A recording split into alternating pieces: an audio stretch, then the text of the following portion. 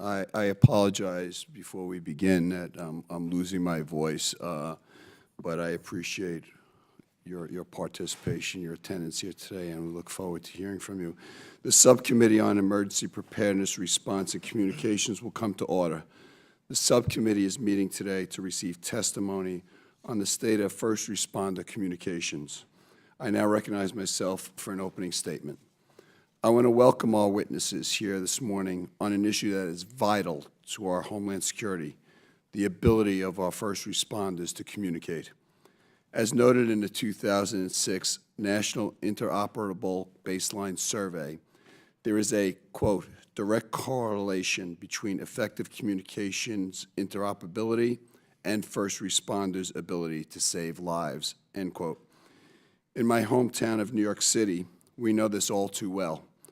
Both the Office of Emergency Communications and First Responder Network Authority were established in the wake of the communication failures of 9/11 and later in Hurricane Katrina. We have made a great deal of progress since those fateful disasters. States and localities have invested billions of dollars in their communications networks, including governance, training, and equipment. The Office of Emergency Communications has completed 2 National Emergency Communications Plans and has provided guidance and technical assistance to state and local stakeholders. And this year, we've reached another milestone. FirstNet, in its 5th year since its establishment in the Middle Class Tax Relief and Job Creation Act, awarded a contract to AT&T to build out the nationwide public safety broadband network. And to date, nearly half of states and territories have committed to opt in to that network. We know this work is making a difference. In contrast to 9/11 and Hurricane Katrina, first responder networks, for the most part, remained operable during the response to Superstorm Sandy, even while commercial networks experienced outages. It is my understanding that first responder networks were largely able to withstand the impacts of Hurricanes Harvey and Irma. I am interested in hearing from our witnesses and their assessments of how these networks fared during the recent hurricanes. But despite these advancements, challenges remain. Earlier this year, this subcommittee joined with the Subcommittee on Cybersecurity and Infrastructure Protection to hold a roundtable on cyber risks to emergency communication networks. We've seen the evolution of communications technology, providing enhanced capabilities for first responders. But with these benefits come the risk of cybersecurity vulnerabilities, as many of these systems and applications are IP-based and interconnected. We must ensure our nation's first responders are aware of cybersecurity threats and can work to address them. And as we prepare for first responders to have access to the nationwide public safety broadband network, we cannot forget that first responders will continue to depend on land mobile radio for mission-critical voice communications. I am concerned about a requirement that first responder radio networks operating on the T-band must migrate off that spectrum by 2021. This will have significant impact on a number of major metropolitan areas, including New York City, and studies have suggested that there isn't sufficient alternative spectrum for these jurisdictions to use. In taking steps forward with the public safety broadband networks, we must ensure we're not taking steps back for mission-critical voice networks on which first responders rely on. I'm looking forward to our witnesses' assessment of the current state of first responder communications and what more needs to be done to ensure first responders have the connectivity and information to continue to serve our communities. The Chair now recognizes the gentleman from New Jersey, my friend Mr. Payne, for an opening statement that he may have. Good morning, Mr. Chairman, and we will try to accommodate you since your voice is leaving you. It's, you know, when you It's left. stay on CNN and MSNBC as much as you've been on there the last several days, I would assume that your voice would be going. But I want to thank you first for holding today's hearing on first responders communication. This is the subcommittee's first hearing on emergency communications since the 113th Congress, so I am eager to hear about the progress both the Office of Emergency Communications and FirstNet have made in advancing interoperable emergency communication efforts. Since I joined this committee in 2013, I've been a strong advocate of policies to improve interoperable emergency communication capabilities, from ensuring interoperable communication capability among the components of the Department of Homeland Security to helping bolster state and regional governance structures that inform emergency communication plans and procedures. That said, I've been concerned to learn that the dwindling number of dedicated full-time statewide interoperability coordinators, or SWICs. I am concerned about the reduction in full-time SWICs and the disbanding of other governance structures might undermine progress made towards improving emergency communication capabilities since 9/11. SWICs and related governance structures have been integral in ensuring that emergency communication plans are coordinated, up to date, and exercised. Every first responder I have ever spoken to has told me that the key to interoperability is not technology, it's governance. So I am interested to know why states are no longer funding full-time SWICs and what Congress can do to help mitigate the impact of less robust governance. I am pleased that New Jersey was among the first states to opt in to FirstNet. I'm encouraged by the potential it holds for first responders and look forward to seeing it revolutionize emergency communications. The capabilities FirstNet promises will save lives if the network is built and managed properly. That said, I am concerned about the requirement that first responders in certain major metropolitan areas like Newark and Jersey City vacate the T-band by 2023.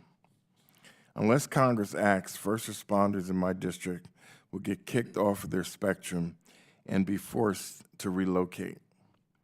Before I close, Mr. Chairman, I'd like to send my thoughts to those suffering in Puerto Rico and U.S. Virgin Islands. As ranking member of Emergency Preparedness Subcommittee, it is clear to me that something in our national preparedness doctrine has failed, and I look forward to having the opportunity for this subcommittee to examine what went wrong in Puerto Rico and the Virgin Islands and why, so we can make sure people in our country never suffer like this again. And with that, I thank the witnesses for being here today, and I yield back the balance of my time. The gentleman yields. If any other members attend, they will be reminded that opening statements may be submitted for the record. We are pleased to have a distinguished panel before us today on this important topic. Admiral Ronald Hewitt served as the Director of the Department of Homeland Security's Office of Emergency Communications, a position which he has held since November of 2012. Prior to joining OEC, Admiral Hewitt served as the United States Coast Guard's Assistant Commandant for Human Resources and the Assistant Commandant for Command, Control, Communications, Computers, and Information Technology, which is the Coast Guard's Chief Information Officer. And having a great Coast Guard presence on Staten Island, Admiral, we love our coasties. Thank you. Mr. Ed Parkinson serves as the Director of Government Affairs for the First Responder Network Authority, FirstNet, and is responsible for intergovernmental relations with local, state, and federal organizations. Prior to joining FirstNet, Mr. Parkinson served for 5 years as a professional staff member for the House Homeland Security Committee, with his primary area of responsibility in the field of first responder communications. Ed, welcome back.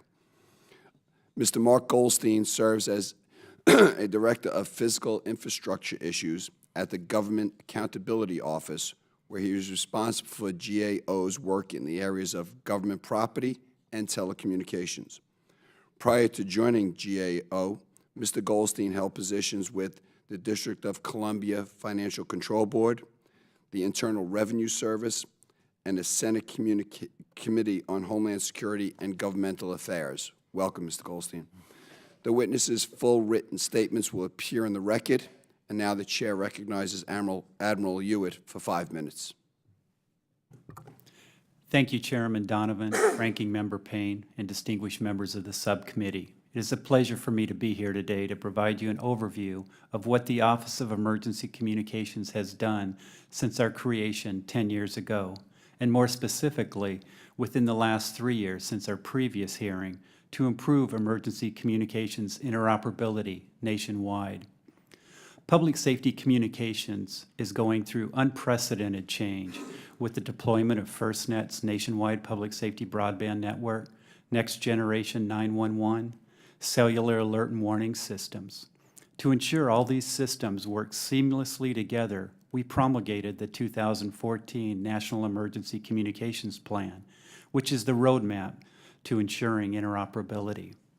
The plan was developed by SAFECOM, a group comprised of public safety leaders representing the nation's first responder community and government leaders who support public safety.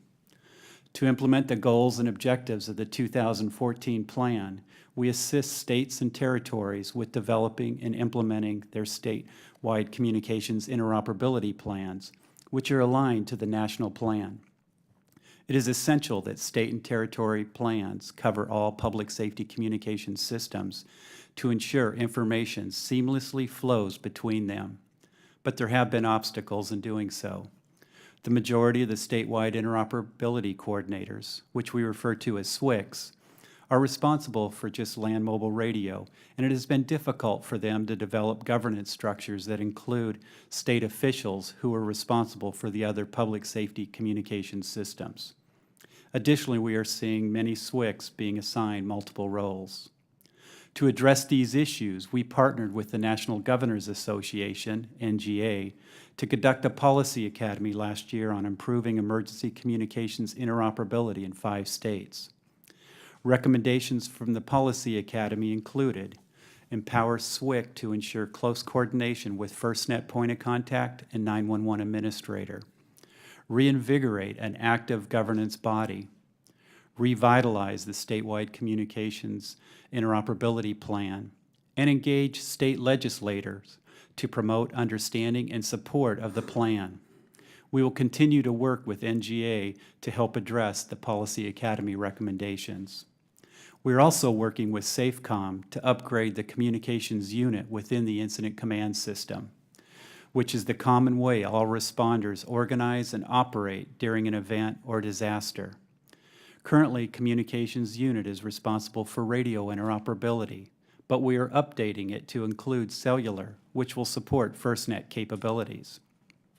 To date, we have trained over 7,000 communications leaders across the country. Once we update the program to include broadband systems, we will provide refresher training that includes the new material. Broadband not only provides new capabilities such as text, data, and pictures, but also new risks such as cybersecurity. The communications unit of the future will mitigate these risks while achieving the benefits of multimedia information to assist public safety with saving lives and preserving property. Today, citizens cannot send a picture to their 911 center of their lost child or loved one, nor can it be sent out to public safety or citizens to help search for that person. But with OEC's efforts to drive interoperability across all public safety communication systems, which include land mobile radio, next generation 911, FirstNet's nationwide public safety broadband network, and next generation alert and warning systems, this capability will be available to citizens across the nation as these systems are deployed. This is just one of many examples that illustrate the value of interoperable multimedia communications for public safety and citizens. By achieving the goals and objectives of the National Emergency Communications Plan, these life-saving benefits will become a reality. This subcommittee and committee have been excellent partners in this effort, and I look forward to continuing the conversation with you about how best to carry out our national effort. Once again, thank you, Chairman Donovan, Ranking Member Payne, and distinguished members of this committee for allowing me to testify here today. Thank you, Admiral, and thank you for your service to our nation. The chair now recognizes Mr. Parkinson for 5 minutes. Thank you, Mr. Chairman. Mr. Donovan, Ranking Member Payne, Mr. Langevin, it's a pleasure to be here, and thank you for inviting me to testify before the committee today. My name is Edward Parkinson. I'm the Director of Government Affairs for FirstNet, and as you referenced, in my previous life, I was sitting behind the esteemed members, so it's a bit different for me to be sitting on this side of the dais here today, but I'm looking forward to the hearing. FirstNet last testified before this subcommittee in November of 2014, and we've made an enormous amount of progress since then. Over the past 3 years, FirstNet has developed a clear path forward to the successful deployment of the National Public Safety Broadband Network. Having consulted with all 56 states and territories in the District of Columbia, met with many tribal nations, successfully completed an open, transparent, and competitive procurement, selected a public-private partner in the shape of AT&T, delivered state plans, and begun the opt-in process. While an enormous amount of work has gone into the past few years, we have much to yet accomplish. And so the men and women at FirstNet remain dedicated to delivering the network for our nation's first responders as quickly as possible. As the recent storms that brought devastation to Texas, Florida, and Puerto Rico, and the inconceivable tragedy that took place in Las Vegas all show us, communication is now considered by all of us, and not just public safety, as much as a necessity as power or other utilities. What was known prior to 9/11 and what is abundantly clear today is that we need to get the best possible tools into the hands of the men and women who protect us and keep us safe. The FirstNet network has been able to must be able to withstand natural and man-made disasters so that when a law enforcement officer is running into harm's way or when a firefighter is running into a fire, they can trust the technology that we've put in their hands. One of the reasons why our procurement process was so thorough was that because we were not only looking for the best deal from a fiscal point of view, but we were looking for that partner who understood the extremely high bar that we were setting and who was willing to step up for public safety. AT&T was that partner. We are very encouraged by the early work that we have achieved in these first stages of the partnership with AT&T, and given the length of the contract and the commitment that they are making towards serving public safety, I can confidently say that this is a partnership with an aligned goal, providing the best service possible to public safety. I would also like to acknowledge our partners in the states. Both our past consultation and our ongoing outreach efforts that we are planning in the future are indications of our commitment to deepening our partnership so that we can continue to interact with local public safety users who will ultimately be the end users of the network. FirstNet will allow for public safety to take advantage of the evolving nature of communications. First responder communication needs are more technical and critical day by day as we move further into our highly connected Internet of Things world. That is why FirstNet and AT&T will continue to evolve the network hand in hand with public safety and with our partners in the states to ensure that it meets their needs today, tomorrow, and for the next 25 years. While there has been much success, we still have work to do. As Mr. Goldstein will reference in his testimony, there are areas where FirstNet has already improved, but areas where we still have to strive for more, to do a better job. And so FirstNet is dedicated to continuing to reach the highest levels of excellence in every area.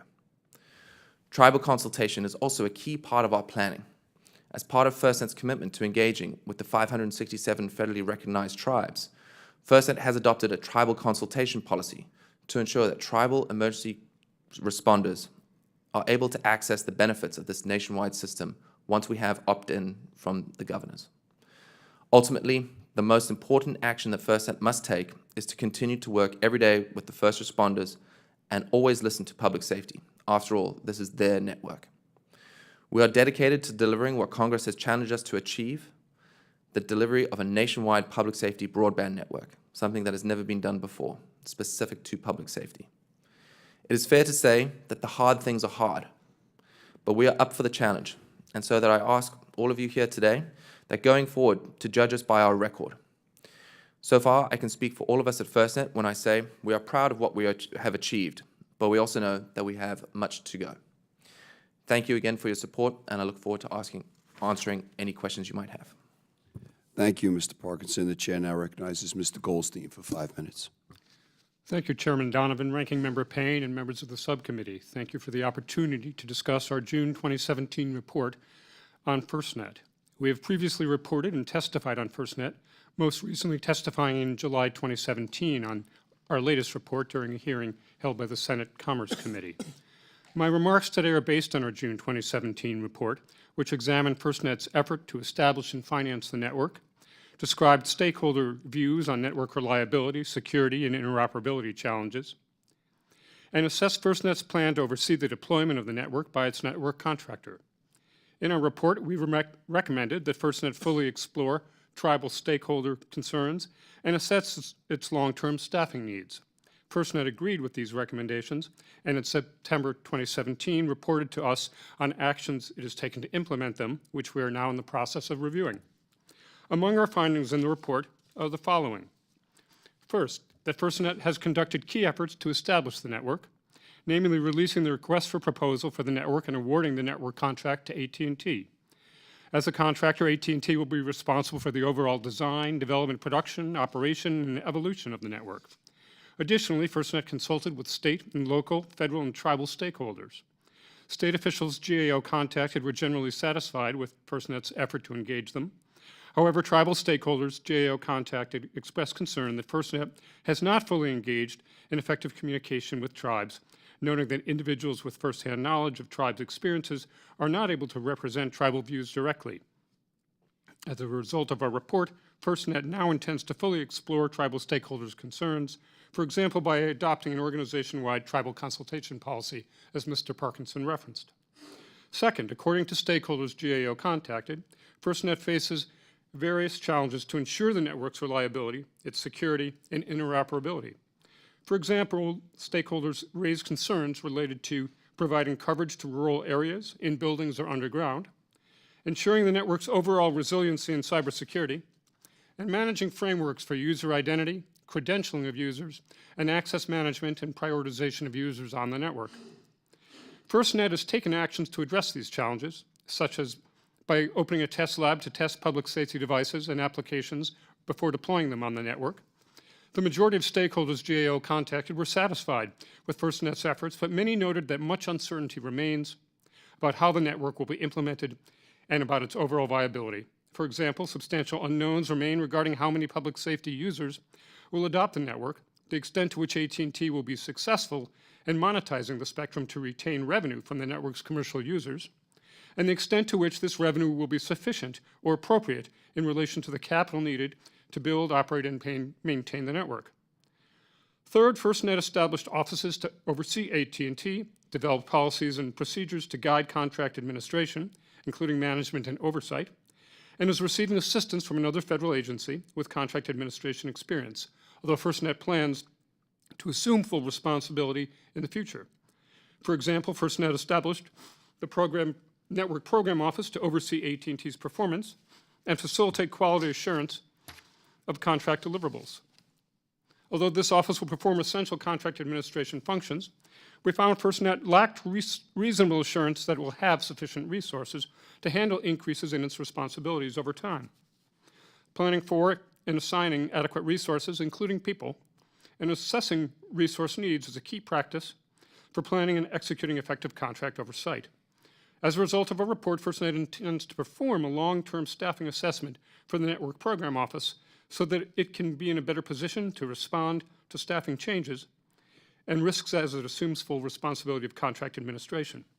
However, FirstNet's continued oversight of AT&T's performance will be important given the scope of the network and the 25-year duration of the contract. Mr. Chairman, this concludes my oral statement. I'd be happy to address any questions that your members of the subcommittee may have. Thank you. Thank you, Mr. Goldstein. I now recognize myself for 5 minutes for questions to the panel.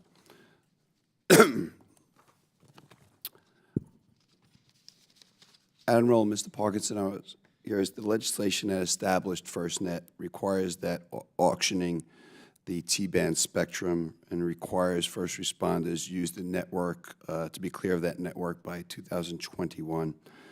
11 major metropolitan areas, including New York City, rely heavily on the T-band for their radio networks. A 2013 report by the National Public Safety Communications Council found that there's insufficient alternative spectrum for these jurisdictions to move on to.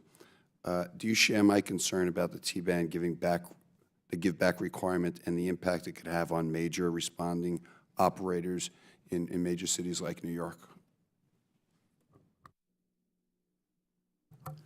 Thank you, Chairman Donovan. The T-band auctioning has been a major concern for the SAFECOM group that I mentioned earlier, which is a group of associations of all public safety, and in particular, as you alluded to, Boston, Chicago, Los Angeles, New York, and Philadelphia. It doesn't look like there's spectrum to move to based on that NIPSTIC report. And so with that, we'd enjoy working with you and your staff if you'd like to look at options. We're reviewing it. We're working with FCC, who's required to do that, and to find out what flexibility that they have to work, but we'd love to work with you on looking at solutions for that. Congressman, yes, as the Admiral mentioned, this is the jurisdiction of the SEC. They have the responsibility to find the solution on this. Our focus is 100% on the deployment of the nationwide public safety broadband network, and so that's our primary focus, and we look forward to seeing a resolution on this. Has the FCC been in touch with you? Have they been cooperative? Have they addressed your concerns? I would direct you really to the FCC on that one, given that it's their sole focus, and ours is somewhat separate given the deployment of the NPSBN. Are you aware of how much spectrum might be necessary? That when we talk about insufficient, is it 10% insufficient? Is it 50% insufficient? Do we have an idea of how much spectrum we're lacking now?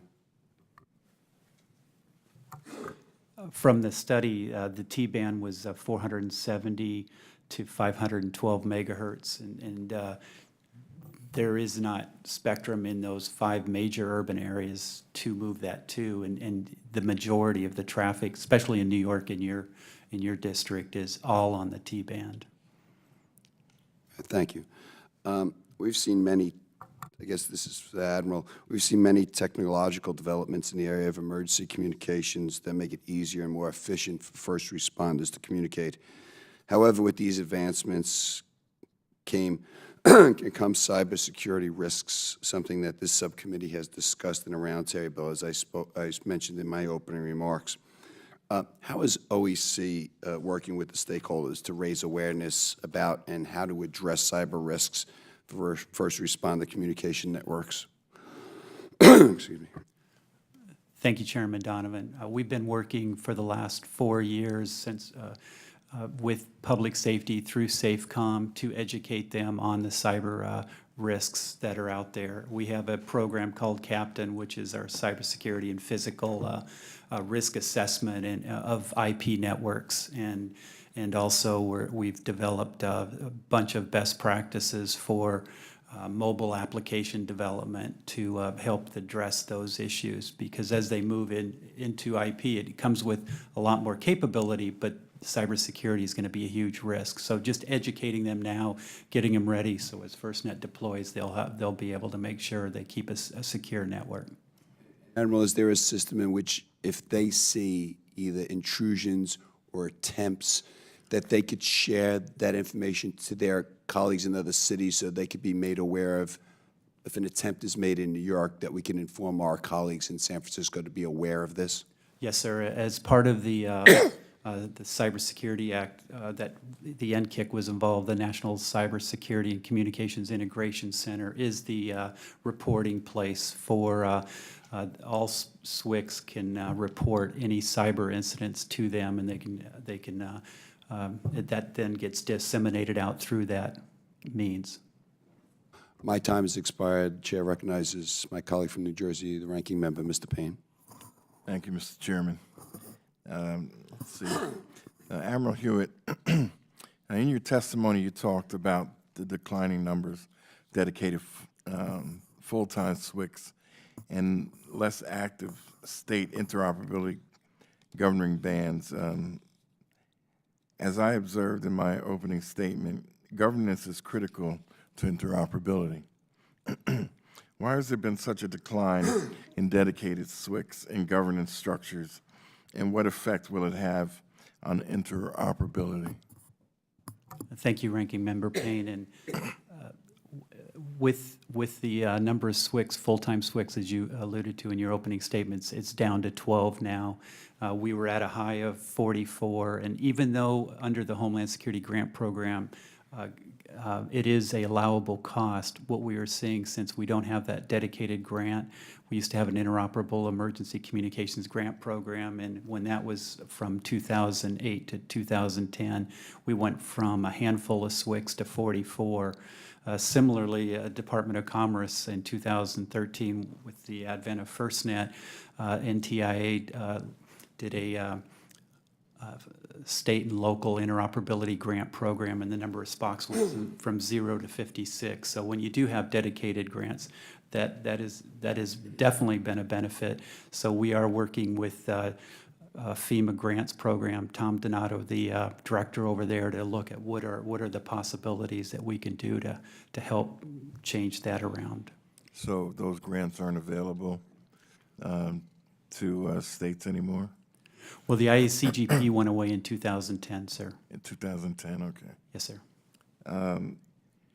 So how can we be of help to mitigate Congress mitigate these impacts? Well, your support, sir, has been tremendous with the SWCC bill and raising the awareness so people understand that interoperability is more than just technology. The key piece is governance. So we really appreciate all the support you have been giving us. Okay. Let's see. Okay. Let's see. Also, from the issue around these hurricanes, Harvey and Maria, what is your assessment of how our emergency communications have performed, and what are some of the lessons learned from this hurricane season with respect to emergency communications? Well, with Harvey, that was primarily a rain event in Houston. We were able to pre-position with the federal government responses controlled through FEMA and the National Cybersecurity and Communications Integration Center is the what they call Emergency Support Function Number 2 communications. They were able to pre-position a lot of communications capabilities to go in behind and resurrect it.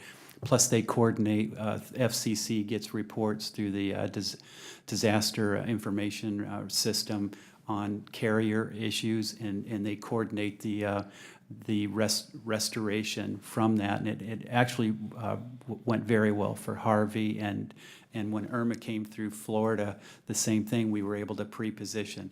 Maria and the islands, it was impossible to pre-position because every island got wiped out, and so with that, too, the winds were much higher and above the tower conditions. Most towers can take up to a level 3 hurricane, and with level 5, just about every tower, if it wasn't knocked down, the microwave links that are the backhauls were misaligned, and so we're totally having to rebuild Puerto Rico. But the transportation of getting equipment, AT&T, all the carriers trying to get equipment in there has been very difficult. Just getting at flights, trying to get the logistics of the ships in. Coast Guard's been bringing in ships and trying to get the logistics. And then once you get it there, the roads were totally wiped out. So trying to get up into the mountains has been very difficult on rebuilding that whole infrastructure. But even with all that, they still have about six out of 10 citizens there do have cellular today because they've been just working around the clock to get capabilities in there. Okay. Mr. Parkinson, FirstNet is supposed to be financially self-sustainable. Will it be? Yes, Congressman. One of the key factors when we were developing the procurement was to develop a recapitalization model so that the system we would never have to come back to Congress and ask for more funds, so that the revenue that was generated by the network as required by statute was reinvested back into the network. We believe that the model that we have been able to develop through the procurement will sustain the network in perpetuity. Okay, but if I'm not mistaken, during the GAO, your comments, you had a question about whether they were going to be sustainable. Is that correct? Yes, Mr. Payne, I think it remains unclear at this point in time as to how viable the network will be. It depends on how it is built out. It depends on who actually subscribes. It depends on competitors. Verizon has decided that it's likely to compete. So I think it remains unknown. It's not to say that FirstNet isn't doing sort of everything it can, I think, at this point, but there are a great number of unknowns and challenges going forward about how the network will develop and whether it will be actually sustainable over time. And Mr. Parkinson, how do you respond to that? I understand that there are concerns, and I understand that there are, with any project, with any business, there is risk. That being said, we've been able to shift as the model of the RFP that we were able to put forward shifted the risk away from the federal government and onto AT&T. By signing up for the commitment for the next 25 years, we've been able to push that over. Of course, there will be there are challenges in terms of user adoption, but we have plans for that. We certainly are intending to hit the numbers that we and AT&T is trying to hit the numbers that they have been mandated to go out there and get. But as I said before in my opening testimony, judge us on what we do and judge us on our results, and I think we'll be able to find a good story at the end of it.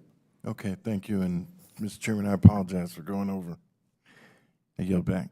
The gentleman yields. The chair now recognizes the gentleman from Rhode Island, Mr. Langevin. Thank you, Mr. Chairman. I want to welcome our witnesses here today. Thank you for your testimony. Mr. Parkinson, if I could start with you, somewhat in relation to the ranking member's question. Our emergency communication system obviously is critical to our ability to respond to natural disasters and to terrorist attacks. However, during these events, certainly as the Admiral has identified, critical infrastructure that our communications rely on, such as our electric grid, are often degraded. Again, as we saw that in the aftermath of Hurricanes Harvey and Irma and Maria, and it can be days or even weeks before power is actually restored. So, how is FirstNet ensuring that the emergency communications networks will be resilient again going forward when supporting critical infrastructure is unavailable? It's a terrific question, Congressman. One of the things that we've really looked at is the hardening of the network. Our Public Safety Advisory Committee, as well as NIPSTIC, which the Admiral referenced earlier on, have released reports on the standards of hardening that they expect the network to be built to. We've taken these, we've looked at them. We certainly are going to be looking to require that the network is built to a sufficient level of hardening so that the robustness of the network is continuing and can continue when natural disasters, man-made events, etc. like that do continue. I think you also have to look at the various technologies that will be deployed through the system in areas where there may not be a traditional network with towers and so on. We're going to be leveraging deployables. We're going to be looking to pre-position assets, as Mr. Hewitt described with the storms recently in Texas and Florida. We will be able to provide similar assets specific to public safety broadband in areas where we can anticipate natural disasters such as hurricanes occurring. All of this is being coordinated at the state level. We have been working very closely with the single points of contact and with the respective governor's office throughout the nation, and we certainly anticipate things like that occurring in the future. Okay, thank you. Identity management and authentication is a core functionality in every network. For FirstNet, I think it's even more crucial that identity management is properly implemented due to the large concentration of very sensitive public safety information traveling through a single network. So what is FirstNet's approach to ensuring that only first responders have access to the emergency communications network, and what are the potential harms if an unauthorized user could gain access? It's a terrific question, Congressman. So ICAM is fundamental to any aspect. What we can't have is a state trooper, for example, driving at 160 miles an hour down a highway, expected to punch in a 16-digit code to gain access to their portal. And so again, our Public Safety Advisory Committee has looked at this. It's a 40-person, 43-member organization that advises FirstNet on a variety of aspects. As I mentioned, hardening is one topic. ICAM is another. And so we're really trying to get that local feel and really the local requirements from those individuals who represented on the PSAC. That is information that they gather, and the recommendations that they do send forward to FirstNet are taken by our team so that they will be able to be ultimately implemented based on the needs of public safety on the local ground. Okay, thank you. I may have a follow-up on that if time permits, but I did want to get to Mr. Goldstein. Mobile communication has moved to a new technology generation roughly every 10 years. We understand how quickly, obviously, technology changed. The Moore's Law, case in point, where it squares every 18 months. But going back on the technology, on the mobile communication side, starting with the first analog networks in 1981 to the fourth generation comms that power our smartphones today. Over the course of this contract, it can be reasonably assumed that cellular technology will advance significantly in capability. What is FirstNet's plan for sustainment over the next 25 years to ensure that our first responders are utilizing the best commercial technology available throughout the contract? You're right, Congressman. It's a very slippery slope in terms of changes in technology. And one of the things that FirstNet is going to have to do is ensure that AT&T has the capacity and the resources to refresh technology as time goes on, as will any other competitor to this program.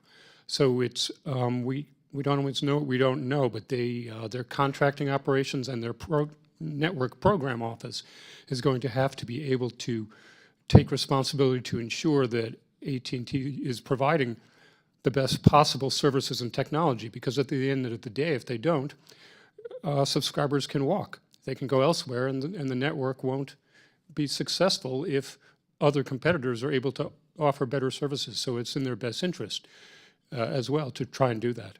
Okay. Ms. Parkinson, do you get a comment? Could you provide some insight of what the plan is over the next 25 years? I think that's really one of the beauties of the contract itself, that the longevity that AT&T and FirstNet have entered into for the next 25 years provides an opportunity, frankly, for public safety to take advantage of how you and I or anyone in this room has been able to leverage, this sort of a device since the first iPhone came along, say 10 years ago. I think of this, I always use this analogy. Think of how you used your cell phone even 5 years ago versus how you use it today, and what it can do possibly in 5 years' time. Think of how you used the internet 5 years ago and how you use it today. I think that's where public safety is going to be able to now finally be at the forefront in terms of how we are able to provide services similar to commercial services, but dedicated to public safety. And that's the first time that public safety will be in that position. And frankly, I think it's one of the most exciting aspects of the project and one of the reasons what attracted to me in the first place. Okay. Very good. Thank you. My time's expired. Thank you, Mr. Chairman. The gentleman's time has expired. The chair now recognizes the gentlewoman from Arizona, Ms. McSally. Thank you, Mr. Chairman. I appreciate your testimony today, gentlemen. I recently was visiting Tombstone, Arizona. Everybody should know where Tombstone is.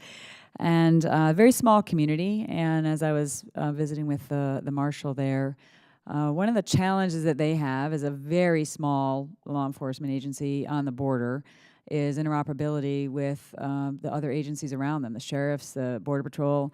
I know there was OEC had a border interoperability demonstration project, $25 million to specifically address some interoperable communications related to the border. And I'm wondering, Admiral Hewitt, if you can give me some insights as to anything that's come from that and how we can help rural communities along the border like Tombstone, like Douglas, Bisbee, others in my district. Very small, very limited budget, but they are often dealing with federal law enforcement issues, and they can't talk to Border Patrol, and they can't afford to buy the systems that Border Patrol has, and so they're literally in the dark and sometimes doing the job of ultimately what is federal responsibilities, but they're right there in the middle of it. So what can I say back to the mayor and the marshal of Tombstone about how perhaps what we've learned from this $25 million, or how FirstNet, or what's going to help them, and when is that going to be helping them?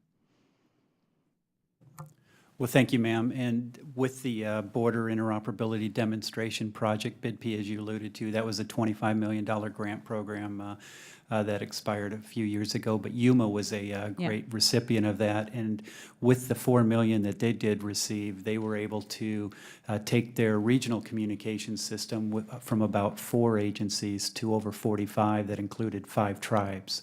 And with that, not only build out the system, but more importantly, get the governance in place that created the standard operating procedures on how they're going to use it. And then they bought the applications to support those standard operating procedures from that. So they're getting great benefit from that. And it does show that when you do have federal funding that are able to support them, they get a great value. Yeah, so how do we extend that to Cochise County? Because they're really struggling. Again, Tombstone's just an example. And what kind of funding is available, or just what's the way ahead for these communities that right now can't talk to the agencies around them while they're in the middle of trying to deal with the border security issue? And we can work with them, and we also support through the Emergency Communications Preparedness Center, which is 14 federal agencies.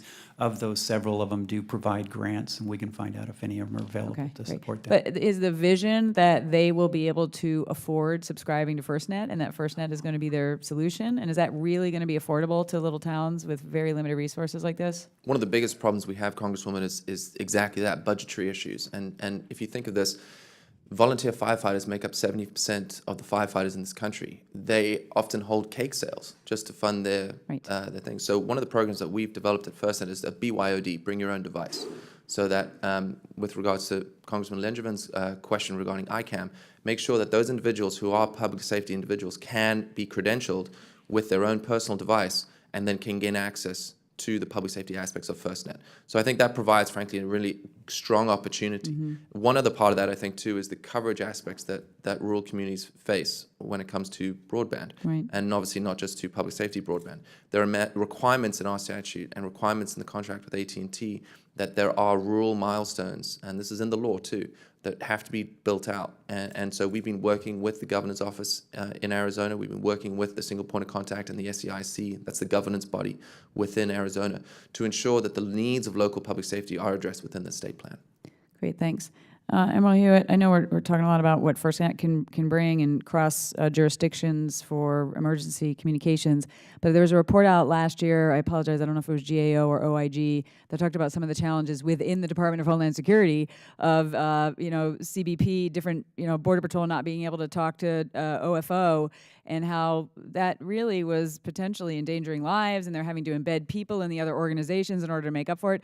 So how are you dealing with some of the interdepartmental lack of interoperability and communications as well? Yes, ma'am. Within that, the department has a joint wireless program management office that brings all the agencies together, and OEC provides what's communications unit training, which is the incident command system, and it's the methodology that we use to support interoperable communications. So you're saying the things that were brought up, and are you familiar with the report I'm Yes. mentioning? Have they been fixed? They're being worked on now. Several of them have been fixed. Okay, great. I'm out of time. I do have some more questions, but if you're doing another round, I'll come back. We are going to allow another round. Gentlemen, if you don't mind, since there was only 4 members here, many of us have maybe 1 or 2 more questions, and your information is invaluable to us, so we appreciate an opportunity to ask another question or two. Admiral, I'll take the first question. You spoke about the devastation in Puerto Rico and what the communication systems are like right now. In Irma, Harvey, Maria, what were the communications like during the storms? Were first responders able to communicate with each other during those storms, whether it was in a rescue effort, an evacuation effort, whatever it may have been? Were the capabilities there during this that we were lacking during 9/11 or lacking during superstorms before this? Thank you, Chairman. And We haven't received the full after-action reports from those. I can get that to you, but the anecdotal information we heard is, like Key West, they evacuated. So they had told their citizens, we aren't going to be able to respond to 911, and that area took over 80% of their communications was out. But they had gotten the word out to the citizens, and hopefully most of them evacuated up north. But there was only, in Texas, there was 3 counties that lost over 80%. As I mentioned, we were able to pre-position. Most of the time, public safety, because of the life-threatening winds and everything, they were not able to respond. But it wasn't because of lack of communications. It was just for safety of life.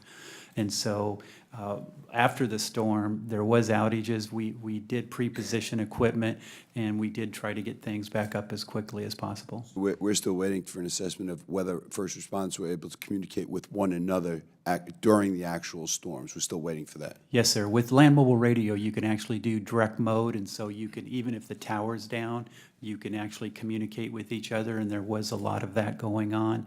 With cellular, you have to have the tower up, but then with immediately after, they as Mr. Parkinson said, there's deployables, and all the carriers put in deployables to get that system up as quickly as possible. I'd appreciate, Admiral, if when that report does come out, or if there is an aftermath assessment of our abilities to communicate during tragedies, if you could share that with the community, that'd be wonderful. Yes, sir. The other thing I'd like to just ask, Mr. Parkinson, if there's about 27, am I correct, there's 27 states now that are involved in FirstNet. Is there a reluctancy on the other 23 states? Is it just timing, trying to get them on? At some point, do you anticipate all 50 states being on? Don't forget the territories and the District of Columbia too, sir. So we're in a stage now where the governors have a 90-day mandated period in which they can make the decision. And so those governors are reviewing the information that we've put forward to them, and we fully anticipate others signing up and opting in. Just yesterday, as you referenced in your opening testimony, Governor Holcomb of Indiana opted into the network. And so we expect more to come, hopefully in the next few days, the next weeks, but that 90-day time period that governors have expires on December 28th. And so that's the time period in which governors have to make the decision. Wonderful, thank you. The chair now recognizes the ranking member, Mr. Payne. Thank you, Mr. Chairman. And to Admiral Hewitt and Mr. Parkinson, the mission of both of your organizations is to improve interoperable communications for first responders. We have a goal that we're trying to meet. Can you talk about how, if at all, OEC and FirstNet will work together to advance first responder communications? And I think that will be very crucial in the future to see that. Thanks, Ranking Member Payne. From the beginning of FirstNet 2012, when they originally stood up, they actually had the board members, which with the 15 members, there's 3 actually permanent members, DHS, Department of Justice, and OMB. We have been working very closely with them. In fact, SAFECOM was being used, and actually the genesis for the Public Safety Advisory Council that Mr. Parkinson alluded to, which is their advisory board. So we helped them set that up. In terms of getting federal members on board, we used the Emergency Communications Preparedness Center, which is 14 federal agencies that have emergency communications responsibilities. And so we've been working closely, and just last month I was designated the DHS rep to the FirstNet board, and we've been working very closely. One of the things we did right away with all the states, they wanted to have a better understanding of what kind of coverage their existing land mobile radio, so they know how to compare it with the FirstNet plan. So working with FirstNet, we did a technical assistance with all the states to roll that out. And then now we're doing on cybersecurity awareness, so they'll be better prepared when they get FirstNet capabilities to ensure that it's a secure network. Okay. That's it. Pretty spot on, really. Just one other thing, too. We also are lucky enough to have a lot of DHS OEC alum who now work at FirstNet. And so the relationships that allows to consistently flow information, meetings, and having those histories together can only be a positive.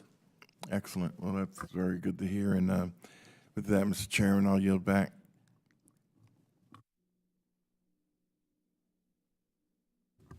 Chair now recognizes the gentleman from Rhode Island, Mr. Langevin. Oh, he's gone. All right. He disappeared on me. The chair now recognizes the gentlewoman from Arizona who is still here, Miss Alley. Thank you, Mr. Chairman. I share your excitement, Mr. Parkinson, about being able to move to the next generation of technology and collaboration for emergency communications. Again, thinking about how we've now used our own phones, or when I was in the military, I was a part of some of the efforts when we were moving away from everything being on voice to moving to more collaborative systems that allowed instant sharing of information to everybody who needed to know it, and collaboration at a very high level. Some of the challenges I saw, though, implementing some of this in the military, number one is culture. I've done a lot of ride-alongs with our first responders, and they're very wedded to voice communications. And so switching to something that's going to increase their situational awareness, you're going to have to deal with some culture changes across the board. And a lot of these will be at the local level of leadership, building the case as to why this is going to actually help them, so you get the buy-in for the culture change and how it's going to help them do their job. There also is data management and information management on useful, what's useful, what's not, and then really analyzing the information. There's going to be a lot of spoofing or misinformation that's shared via, again, images, text, other types of things. So there's a whole nother even manpower requirement of those who are going to filter through the new information, and there's training, there's processes, there's a whole lot of things that go along with it. So it's not just the technology, it's all these other things. It could really be a game changer for a lot of these first responders, but it has to be used with all these other elements in order to make it successful. So just wondering if you have any perspective on that. Again, I've gone through this myself in the military. It's a heavy lift to be able to shift to this, but it could be really game-changing for the mission. You're absolutely right, Congresswoman. And then think, too, about just the amount of information that's going to be out there. Right. And how do you really separate what is real versus what isn't? Exactly. What is important for situational awareness, what isn't? Right. And I think, too, the beauty about where we stand right now is public safety wanted this. It was really the first time we saw law enforcement, fire, and EMTs come together back in 2010, 2011 to lead the lobbying effort for the creation of FirstNet. And so today, when we travel around to states, localities, tribal nations, the territories, we hear the universal service, the universal message, like, when is this coming? When can we get this? And I think that in itself is our largest asset. It's the men and women on the ground. And I think, too, another point is you're going to see a generational shift where you have men and women coming in who don't know what a land mobile radio is. Right. They only know what this is. And that's not a hit on LMR. I mean, LMR is going to be here for many, many, many years to come. But they only understand, I mean, you only have to look around outside here in Emancipation Hall, the kids who are just typing away. Right. Who knows what the capabilities are going to be of FirstNet and commercial networks in 10 years' time.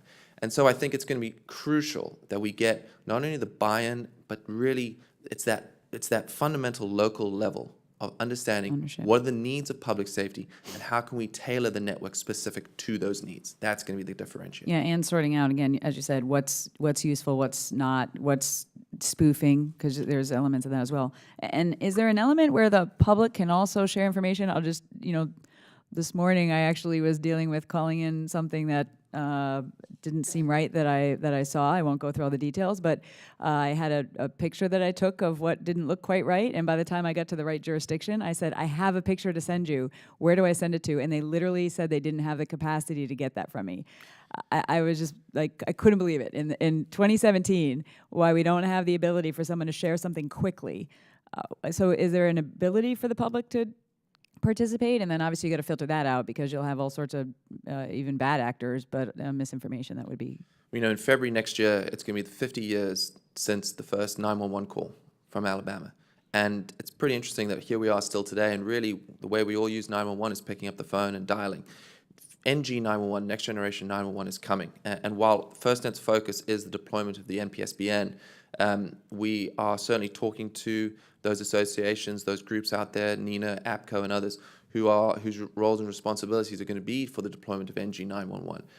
I know this is something that OEC is looking very closely at. I'm sure Mr. Goldstein and GAO are going to be intimately involved in this.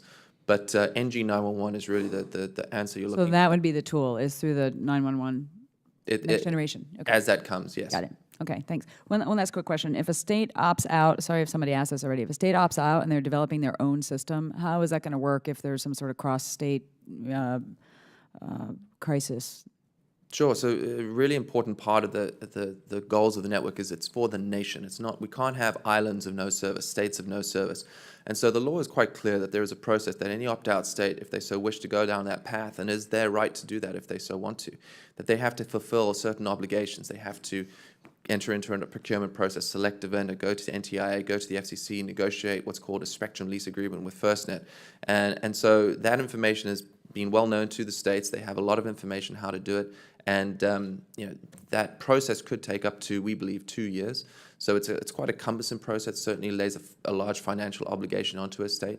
But again, if a state wants to go down that path, we will do everything we can at FirstNet to ensure that that opt-out state is successful and that they seamlessly integrate into the MPSBN. Okay, great. Thanks. I'm over my time. Thanks, Mr. Chairman.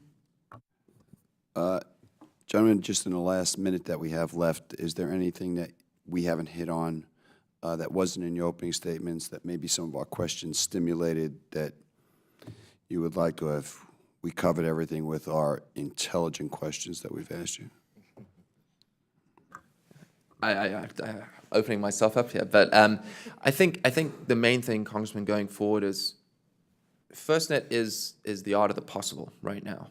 We're as you heard, December 28th is when the governor's deadline wraps up, and then deployment will follow, and user adoption will follow that. And we couldn't be more excited. We've done a lot of work. It's taken a long time. I mean, 2012 was when the law was passed, and here we sit now in 2017. As I said in my opening statements, the hard things are hard, but with your continued support and with the support of your staff, we certainly anticipate making FirstNet a success. I thank all of our witnesses for your valuable testimony today, and for my colleagues for their questions. The members of the subcommittee may have additional questions for our witnesses, and we'll ask that you respond to those in writing. Pursuant to the committee rules 7E, the hearing record will remain open for 10 days. Without objection, the subcommittee stands adjourned.